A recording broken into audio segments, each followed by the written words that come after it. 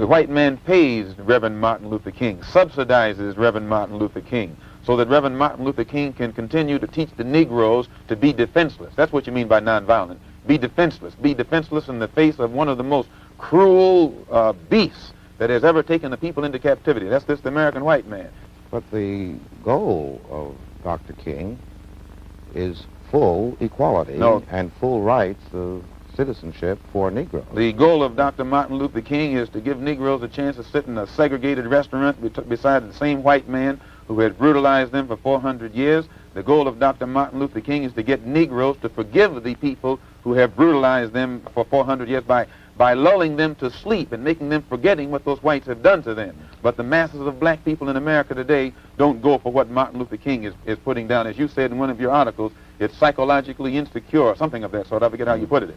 But you didn't endorse what Martin Luther King was doing yourself. I do not reject his goals of full integration and full equality rights for American citizens. Do you reject these goals? If you don't think that he's walking on the right road, I'm quite sure you don't agree that he'll get to the right place.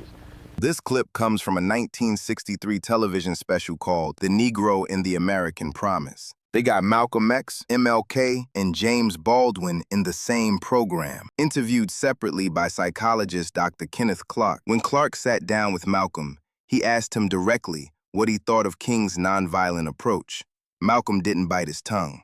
When Clark sat down with King, he put Malcolm's words right to him and asked for a response.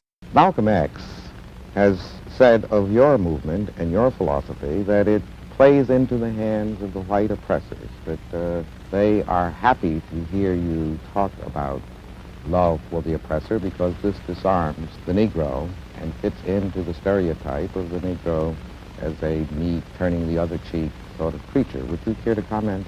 There's a great deal of difference between non-resistance to evil and non-violent resistance.